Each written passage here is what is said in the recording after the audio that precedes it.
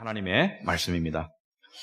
나 요한은 너의 형제요 예수의 환난과 나라와 참음에 동참하는 자라. 하나님의 말씀과 예수를 증언하였으므로 말미암아 반모라 하는 섬에 있었더니 주의 날에 내가 성령에 감동되어 내 뒤에서 나는 나팔 소리 같은 큰 음성을 들으니 이르되 내가 보는 것을 두루마리에 써서 에베소, 서모나, 버가모, 두아디라, 사데, 빌라델비아, 라오디게아 등 7교회에 보내라 하시기로 몸을 돌이켜 나에게 말한 음성을 알아보려고 돌이킬 때에 7 금촛대를 보았는데 촛대 사이에 인자 같은 이가 발에 끌리는 옷을 입고 가슴에 금띠를 띠고 그의 머리와 털의 희기가 흰 양털 같고 눈 같으며 그의 눈은 불꽃 같고 그의 발은 풀무불에 단련한 빛난 주석 같고 그의 음성은 많은 물소리와 같으며 그의 오른손에 7 별이 있고 그의 입에서 좌우에 날선 검이 나오고 그 얼굴은 해가 힘있게 비치는 것 같더라. 내가 볼 때 그의 발 앞에 엎드려져 죽은 자같이 되매 그가 오른손을 내게 얹고 이르시되 두려워하지 말라. 나는 처음이요 마지막이니 곧 살아있는 자라. 내가 전에 죽었었노라. 볼지어다 이제 세세토록 살아있어 사망과 음부의 열쇠를 가졌노니 그러므로 내가 본 것과 지금 있는 일과 장차 될 일을 기록하라. 내가 본 것은 내 오른손의 7 별의 비밀과 또 7 금촛대라. 7 별은 7 교회의 사자요 7 촛대는 7 교회니라. 아멘. 우리 앉으시기 바랍니다. 잠깐 기도하시겠습니다.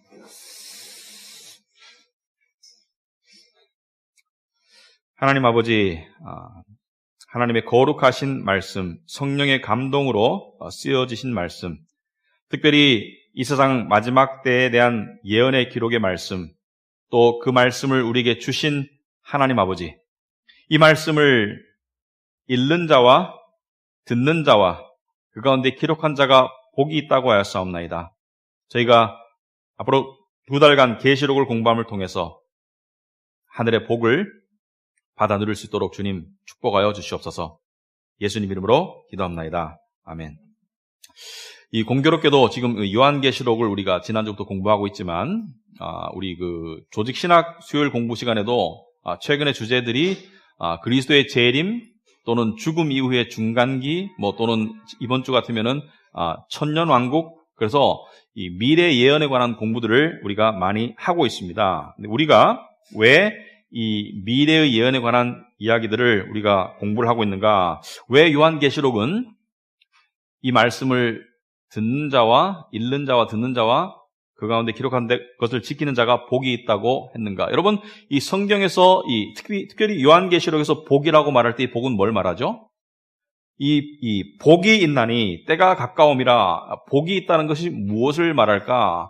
저는 2가지로 생각합니다. 첫째는 구원의 복을 말한다고 생각합니다. 때가 가깝다. 이제 종말의 때가 가깝다. 구원의 때가 가깝다. 그러니까 구원의 복을 얻어라. 예수 그리스도를 믿어라. 구원의 복을 말한다고 생각합니다. 2번째는 평강이라고 생각합니다. 평강.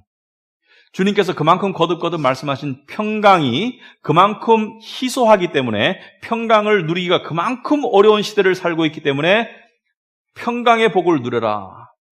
여러분, 저는요 요즘에 이 요한계시록을 설교하면서 또는 그 조직신학 시간에 이 말세 일들을 설교하면서 어떤 분들은 이것을 은혜롭게 받아들이시는 분도 있지만은 많은 분들이 이것을 어려워하신다는 것을 알고 있습니다. 왜냐하면은 현실을 살아가는 것도 힘들고 바쁜데 이 말세의 일, 예수님의 재림 이런 것을 생각하는 것은 여유가 없다. 아직까지 거기까지 생각이 미치지 않는다. 그럼에도 불구하고 우리가 이것을 공부해야 하는 이유가 있습니다.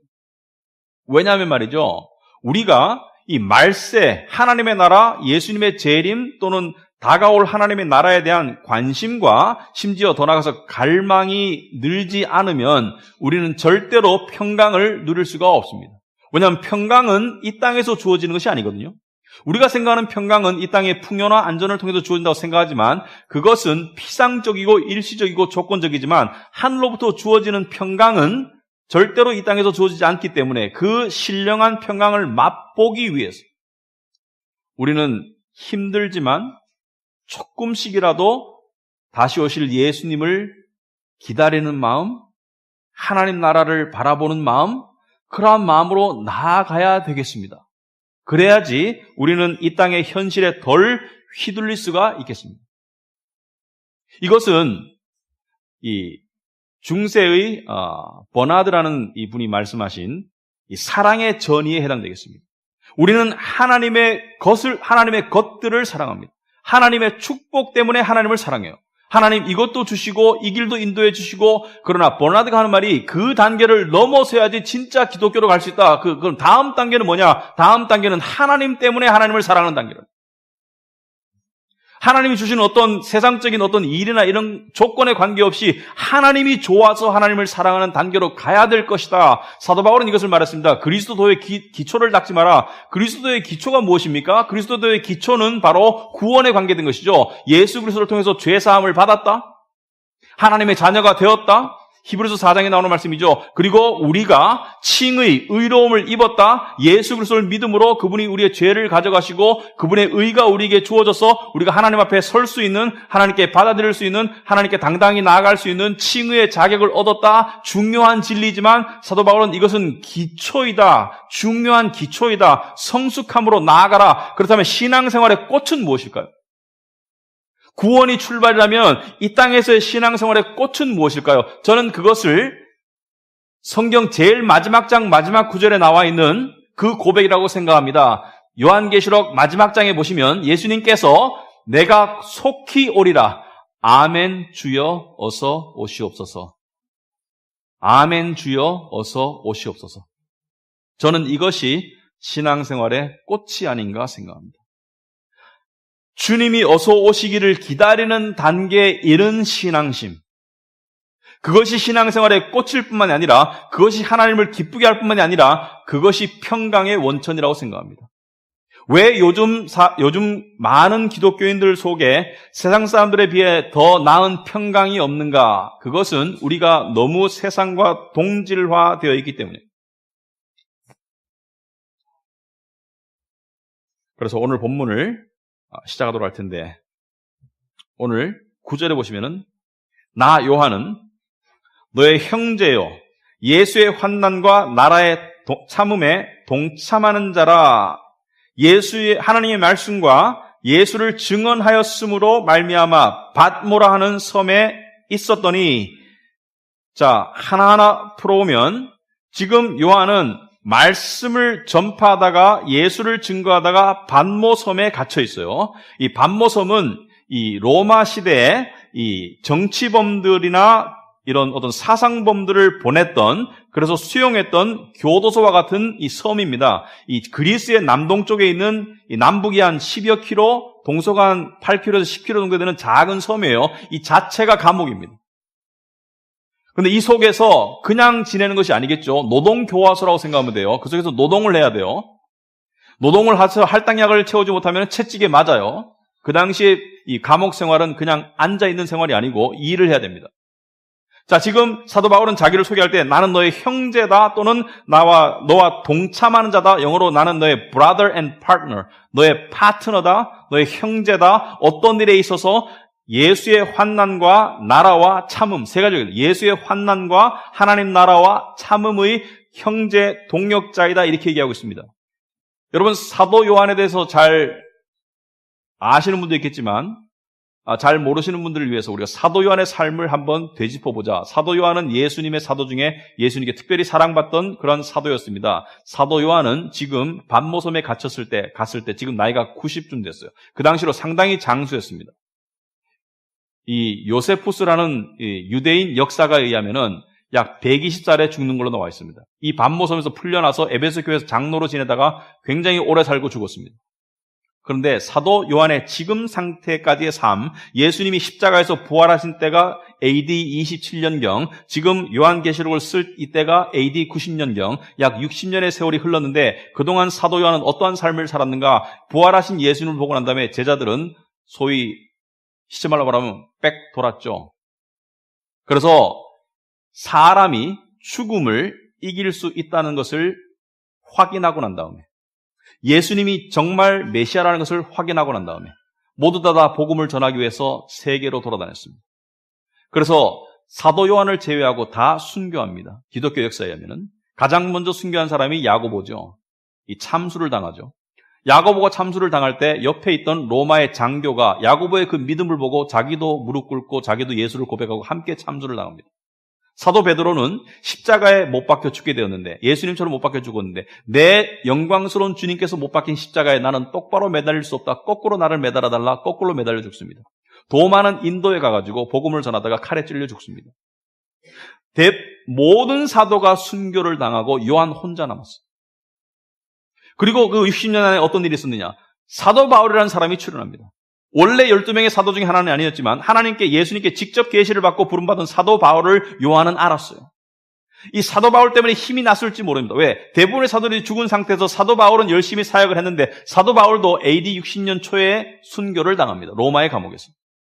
사도 바울이 순교를 당하기 전에 쓴 책에 보면은 그 당시에 기독교의 상황을 알 수가 있습니다. 이런 말을 하고 있습니다. 대만은 세상을 사랑하여 데살로니가로 갔고, 누구누구는 어디로 갔고, 모두가 다 나를 버렸다. 누가만 나와 함께 있다.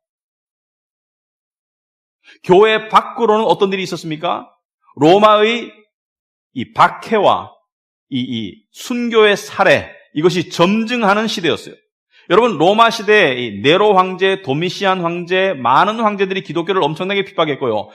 AD 4세기 초 콘스탄틴 황제에 와서야 비로소 기독교가 자유를 얻고 국교화되는 그런 일이 일어납니다만은, 약 수백 년간, 초기 수백 년간은, 250년간은 기독교가 엄청난 박해를 당하고 있는데, 이 박해의 시대를 살면서 밖으로는 많은 사람들이 순교하고 지도자들이 사라졌고요. 요한 혼자 살아남았어요.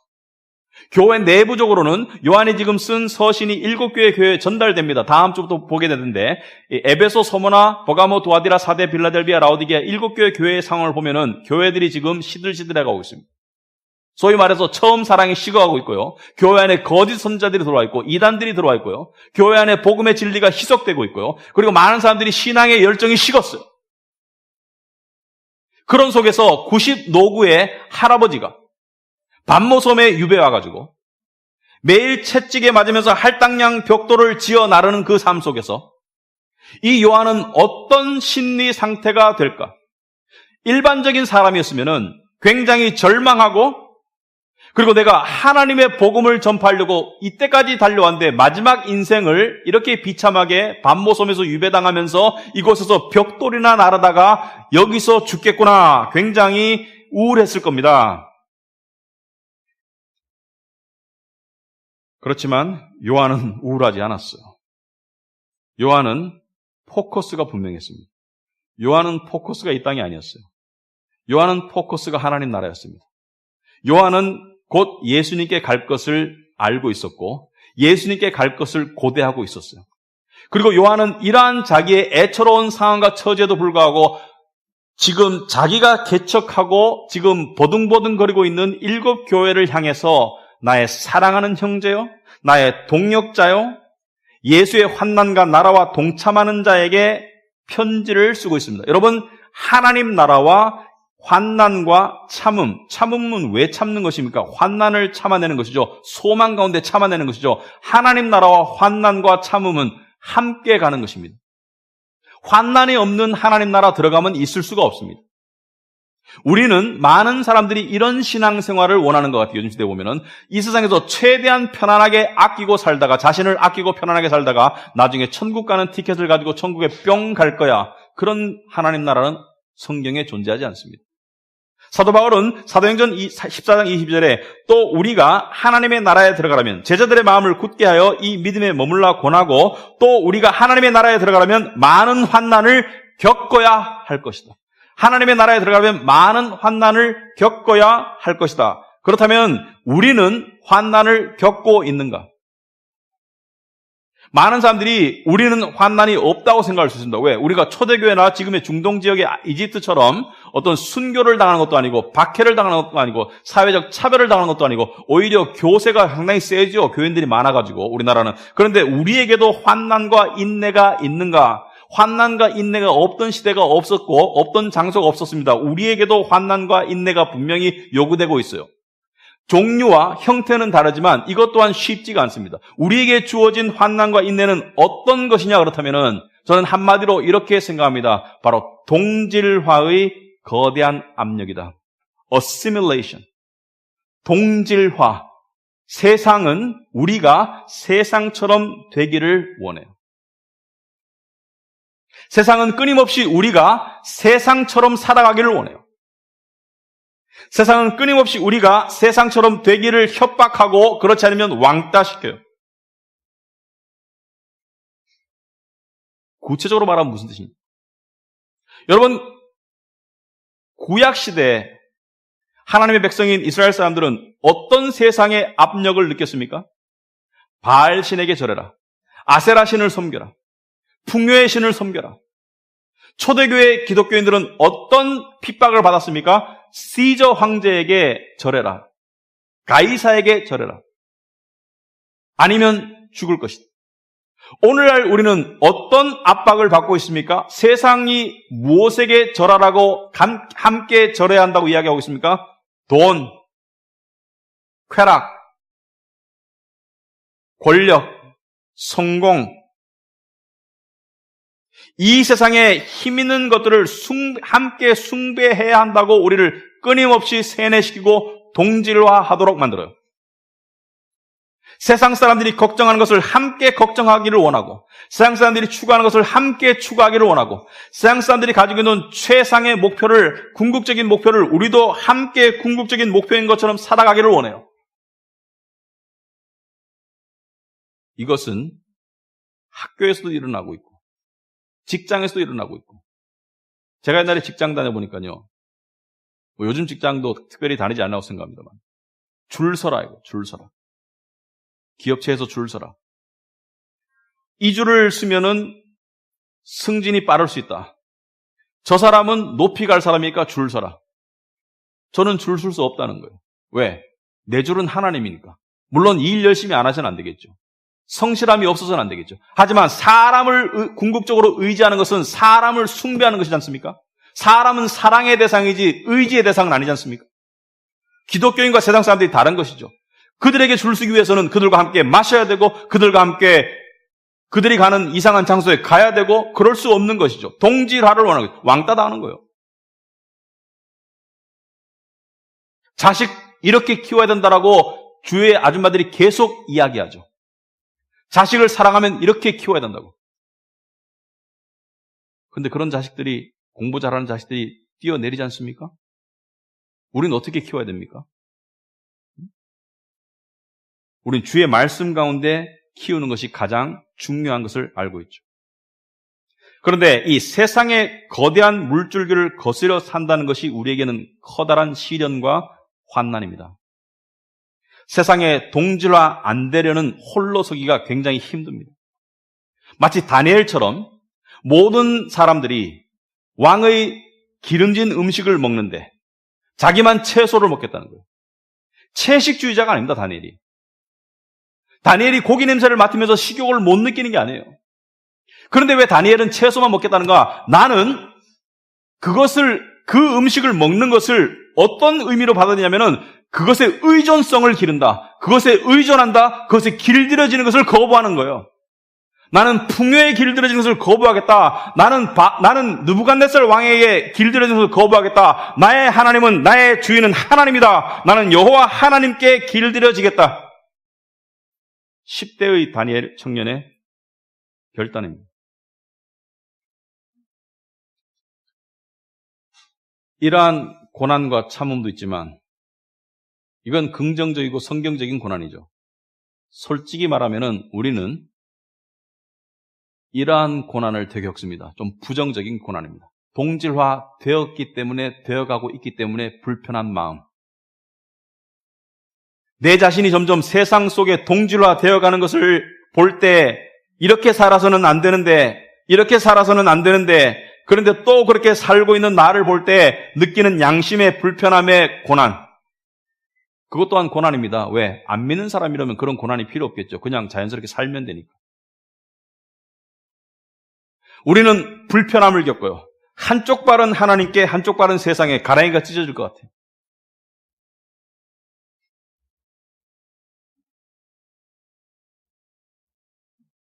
여러분, 미운 오리 새끼라는 동화 아시죠? 어글리 더클링, 미군 오리 새끼. 오리가 아닌데 모두가 오리 알에서 부화했다고 생각했기 때문에 오리라고 생각했어요. 다른 오리 새끼들이랑 있는데 이 미운 오리 새끼는 다른 오리 새끼들한테 왕따를 당합니다. 왜? 생긴 게 못생겼어. 자기들이랑 달라. 그리고 이 오리 새끼도 굉장히 힘들어요. 왜? 동질화 되고 싶은데 안 돼.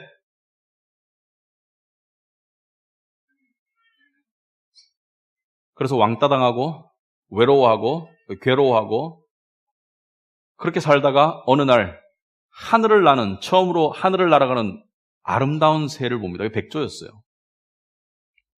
속으로 생각합니다. 너무 아름답다. 나도 저런 언니 오빠들처럼 아름다운 백조였으면. 어느 날 호숫가에서 수영을 혼자 하고 있는데 왕따니까 물에 비친 자기의 모습을 보고 화들짝 놀랍니다.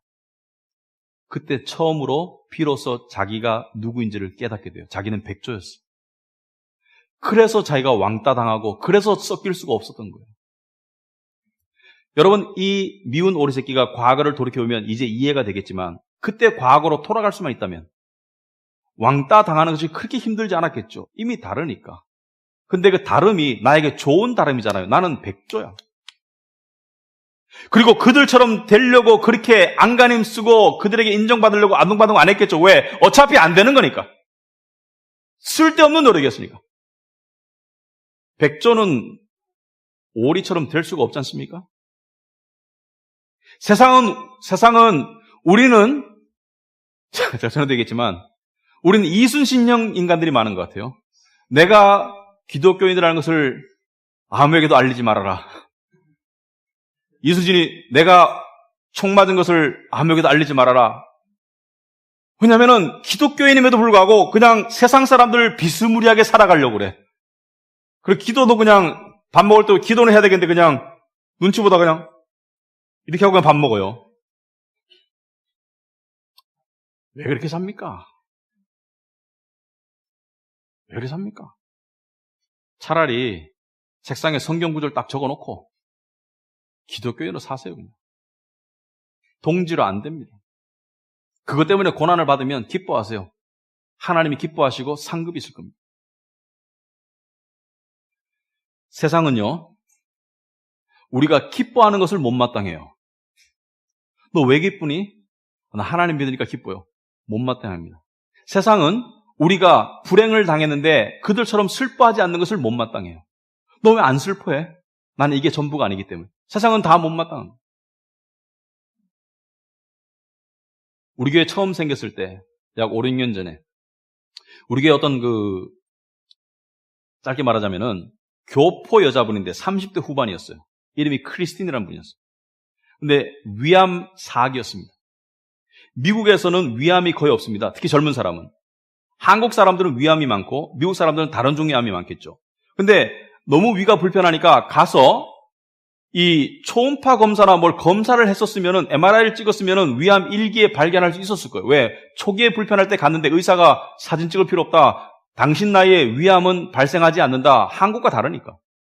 그래서 불편한데도 안 찍어주고 안 찍어줘서 하다가 위암 4기에 한국으로 왔어요. 왜? 한국의 이 연세대학병원이 위암 수술로 유명하다 해가지고 왔습니다. 딸 하나 데리고 남편하고 왔어요. 우리 교회로 왔어요. 처음에 암 환자인 줄 몰랐습니다. 예배를 어떻게 이렇게 열정적으로 드리든지. 열정적이라는 것은 막 이런 게 아니라 너무나 이렇게 간절한 예배의 모습. 그런데요, 그분이 우리 교회에 몇 달을 있었어요. 그리고 그분의 삶을 우리 많은 사람들이 지켜보았습니다. 물론 임종은 미국에서 했어요. 다르더라고요. 30대 후반에 딸을 내버려두고 가야 하는 어머니인데 다르더라고요. 뭐가 다르냐? 가장 큰 게 이게 다르더라고요. 자기 연민이 없어요. 내가 이렇게 불행할까 불쌍할까 이런 마음이 없습니다.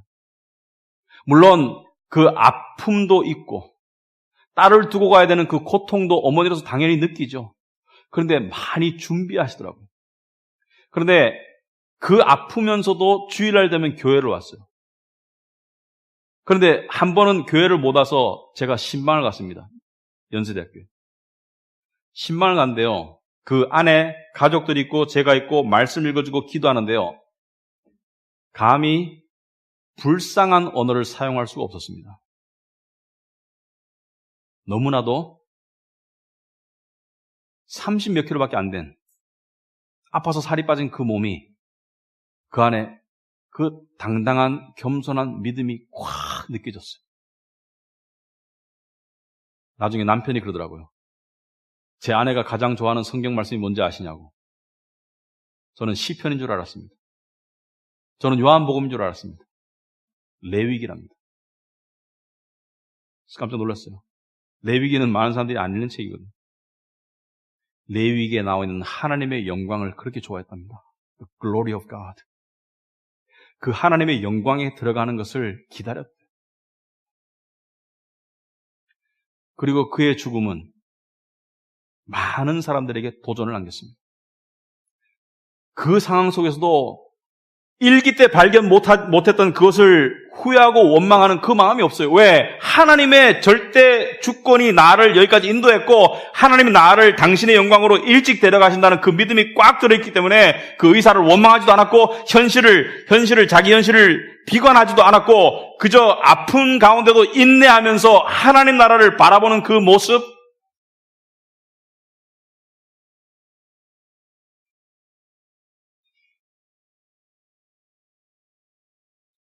장례식을 부탁했습니다.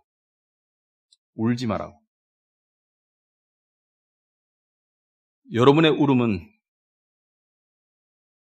나에게 어울리지 않는 것이라고. 여러분이 울 때 그 시간에 나는 하늘의 영광에 들어가 있을 거라고. 울 이유가 없다고. 여러분, 우리는 오리가 아니에요. 우린 이 세상의 시민권자가 아닙니다. 우린 천국의 시민권자. 우린 백조입니다.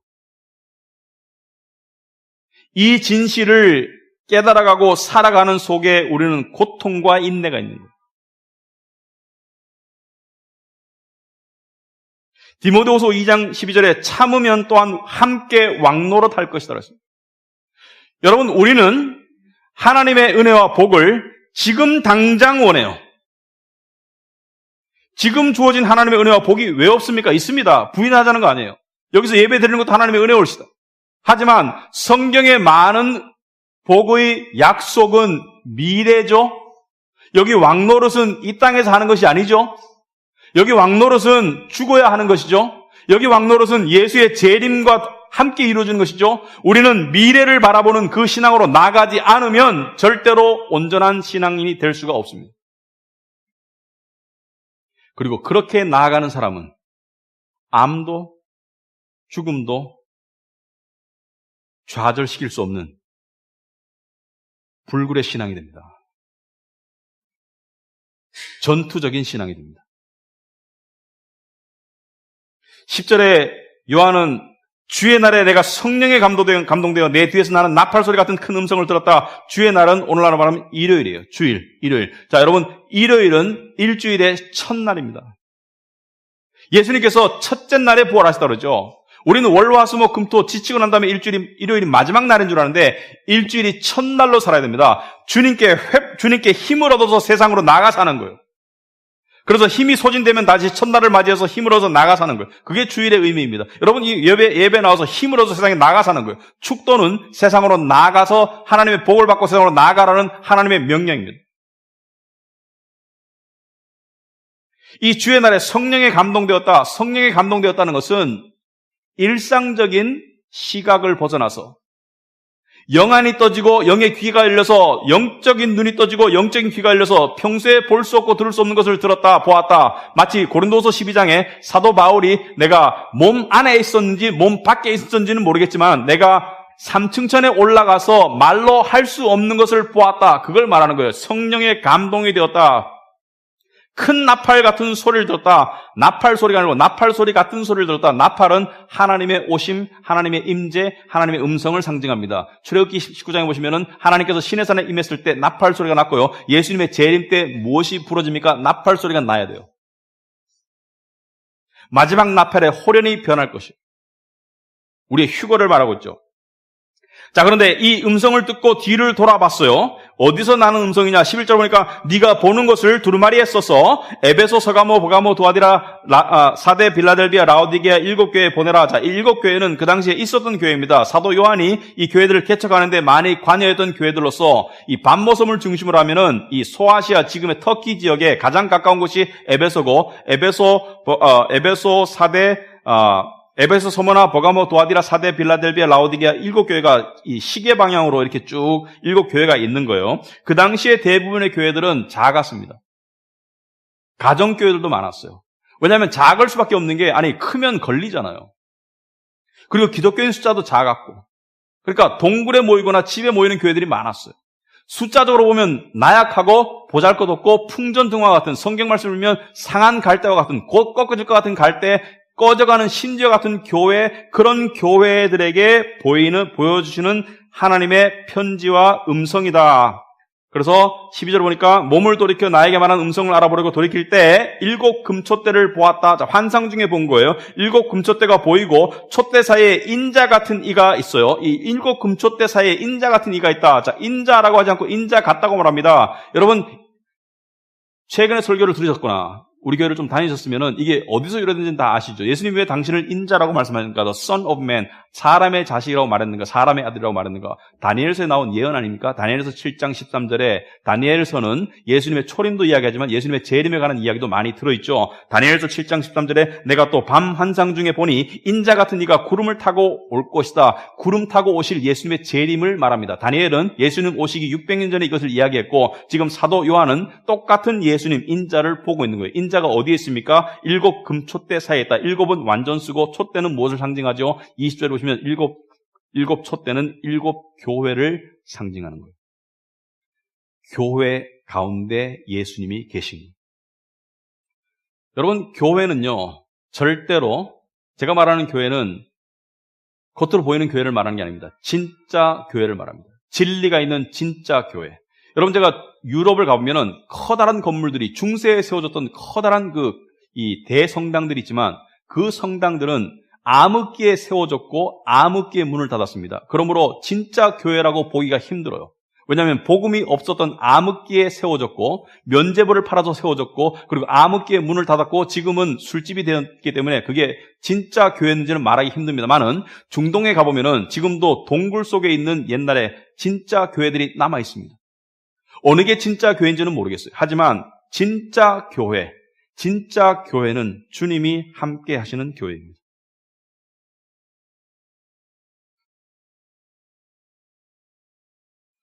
여러분, 진짜 교회는 절대로 쓰러지지 않습니다. 진짜 교회는 절대로 패하지 않습니다. 왜냐하면 주님이 그 가운데 계시기 때문에. 두세 사람이 내 이름으로 모인 곳에 내가 함께 한다고 했습니다. 주님이 함께하는 사람은 세상에서 쓰러지지 않습니다. 주님이 함께하는 사람은 어디에 있든지 진리로 승리할 수밖에 없습니다.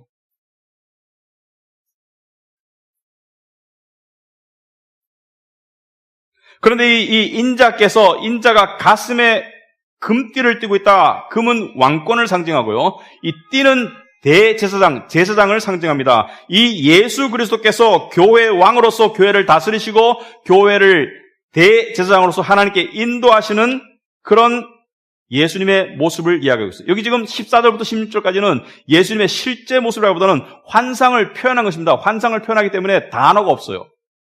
여러분, 예를 들어서 아프리카에 19세기 초에 가가지고 밤이 캄캄한데 전등불을 설명하려고 해보세요. 뭐라고 설명하겠습니까? 그래서 이렇게 설명했습니다. 선교사들이. 천장에다가 작은 태양을 매달아 놓고 산다 우리는. 이해가 되죠. 전구라는 단어가 없지 않습니까?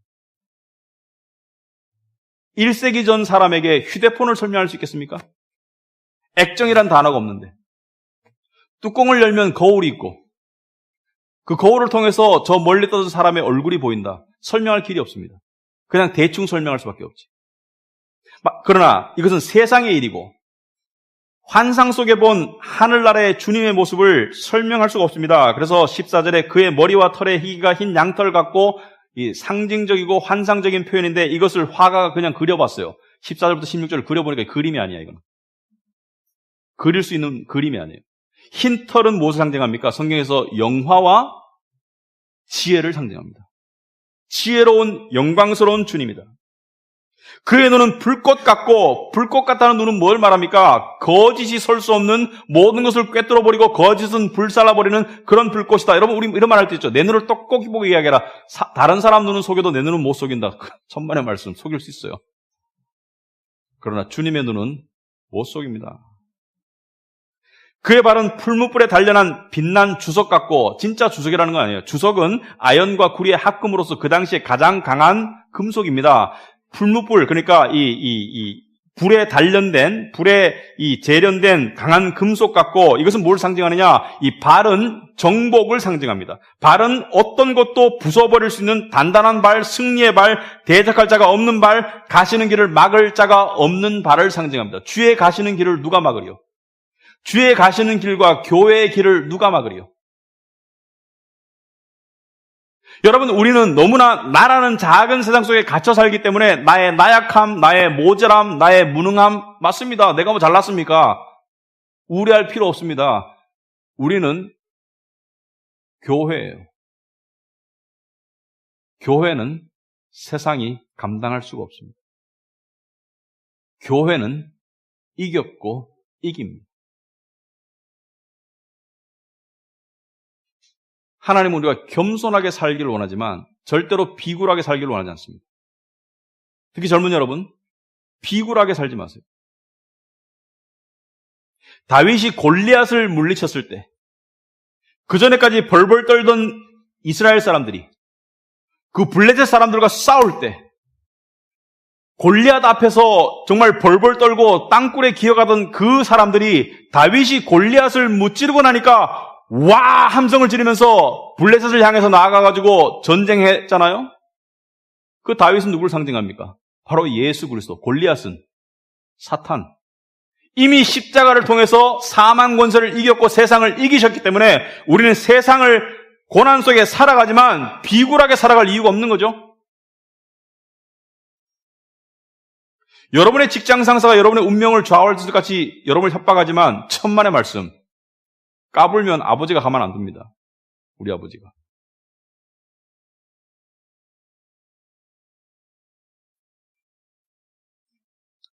그 다음에 그 오른손에 7별이 있다. 7별은 이것은 수호천사일 수도 있고 어떤 분들은 이걸 목사라고 생각합니다. 각 교회의 진리를 전달하는 목사. 저는 이렇게 생각합니다. 목사직을 상징한다. 목사는 왔다 갔다 할 수 있잖아요. 하지만 그 목사직, 하나님께서 말씀 전파의 직분은 그대로 남아있죠. 교회의 목사는 홍길동이가 될 수도 있고 김갑수가 될 수도 있지만은 그 목사 직분은 계속 살아있는 거예요.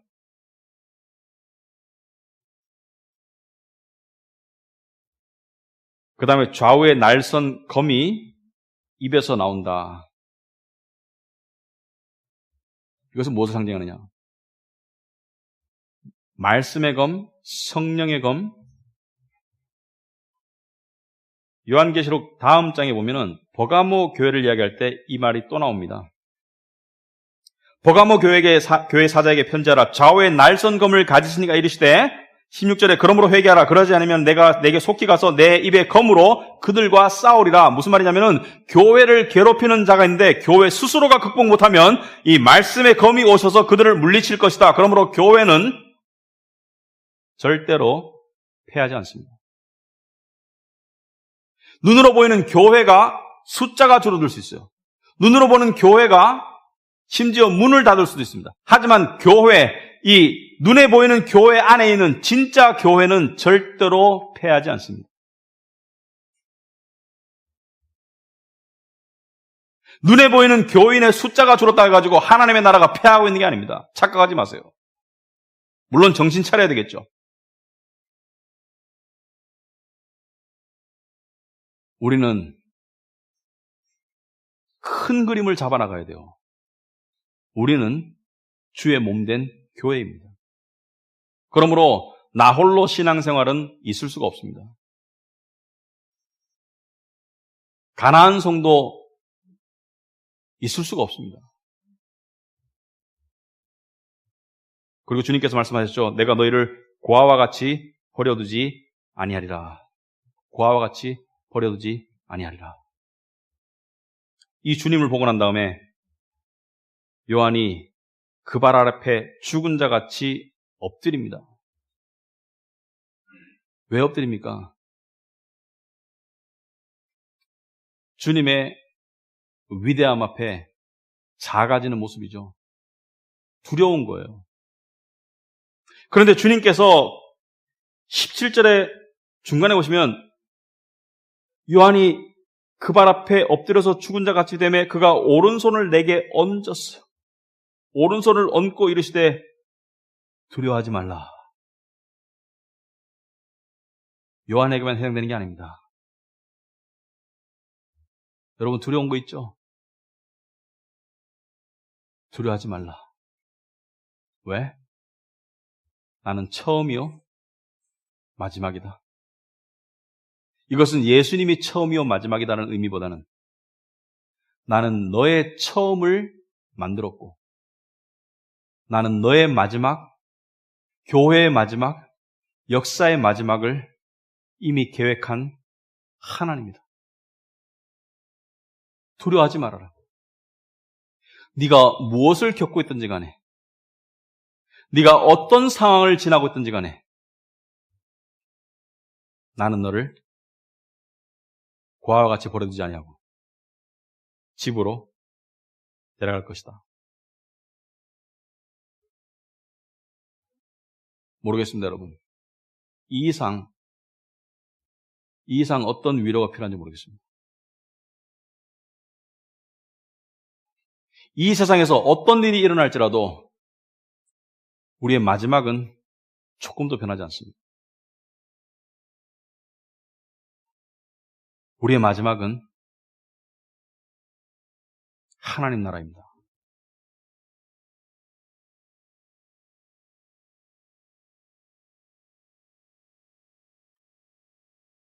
(18절에) 곧 내가 살아있는 자라 내가 전에 죽었었다. 하나님께 도저히 어울리는 말이 아니죠. 이분께 도저히 예수님께 어울리는 말이 아니죠. 내가 전에 죽었었다? 아니 어떻게 하나님이 죽을 수 있습니까? 어울리는 말이 아니죠. 무엇을 말하고 있습니까? 내가 인간의 모습으로 오셔서 내가 나를 낮추고 인간의 모습으로 와서 왜 죽었습니까? 왜 죽었습니까? 너를 살리려고 죽었다. 교회를 살리려고 죽었다. 십자가에서 너 대신 죽었다.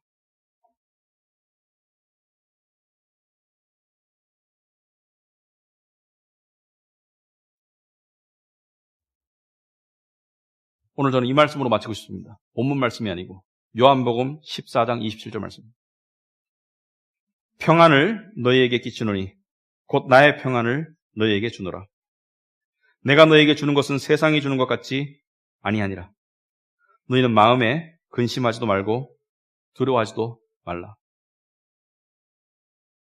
너희는 마음에 근심하지도 말고 두려워하지도 말라. 주보에 나와 있지만 14장 1절에는 너희는 마음에 근심하지 말라. 하나님을 믿으니 또 나를 믿어라. 여러분, 우리는 평안을 원합니다. 그래서 돈 벌려고 열심히 노력하고 그래서 살아남으려고 노력하고 많은 노력들을 합니다. 하지만 주님께서 하시는 말씀은 그것들을 탱개치라는 것이 아니라 그것을 통해서는 진정한 평안이 주어지는 것이 아니라는 거예요. 내가 너에게 주는 평안은 세상이 주는 것과 같지 않다는 것은 세상의 방법으로 주어지는 평안이 아니라는 거죠. 이게 어렵습니까? 그리고 또 놀라운 것은 너희는 마음에 근심하지도 말고 두려워하지도 말라. 너희는 마음에 근심하지도 말고 두려워하지도 말라. 우리는 이렇게 얘기합니다. 근심하지 않고 싶어요. 두려워하지 않고 싶어요. 근데 이게 영어로 오면요. Do not let your heart be troubled. 여러분 영어 시간에 let은 무슨 동사죠? 사역동사. 잘하네. 사역동사는 주어가 허용하고 시키는 거죠. 여기서 누가 주체예요? 너희는 마음에 근심하지 말. Do not let your heart be troubled. 누가 trouble 되게 하는 거예요? 나. 두려워하기를 거부할 수 있는 게 나의 믿음입니다. 근심하기를 거부할 수 있는 게 나의 믿음입니다. 그런데 근심하지 않을 수 없어요. 두려워하지 않을 수 없어요. 왜냐하면은 세상을 바라보기 때문에, 세상을. 우리는 이렇게 살고 있어요. 크리스찬은. 이쪽은 세상이 보여요. 이쪽은 하나님 나라가 보입니다. 세상은 자꾸 자기를 바라보라 그래요. 그런데 우리는 의도적으로 하나님 나라를 바라볼 줄 알아야 됩니다. 눈이 왜 두 개 있습니까?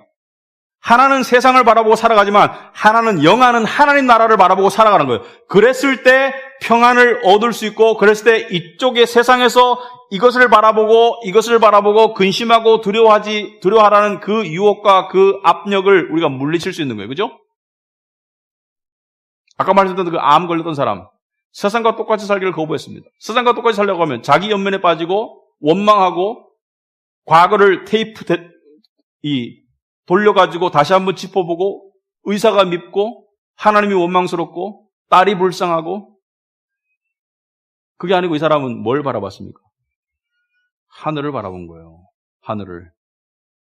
하늘을. 그런 사람이 너무 희귀한 거예요, 요즘에. 그러니까 세상 사람이랑 교회 다니는 사람이랑 똑같다고 말하는 거예요. 그런 사람이 너무 희귀한 거예요. 그렇지만 감사하게도 그런 사람이 될 수 있는 거예요.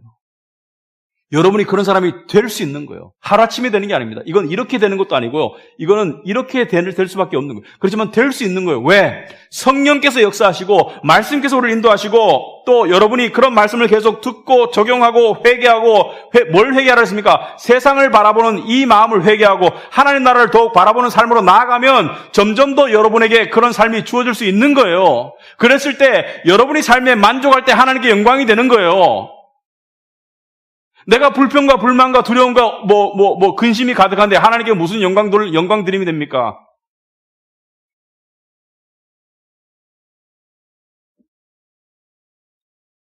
부모는 언제 자기 자식이 자랑스럽습니까?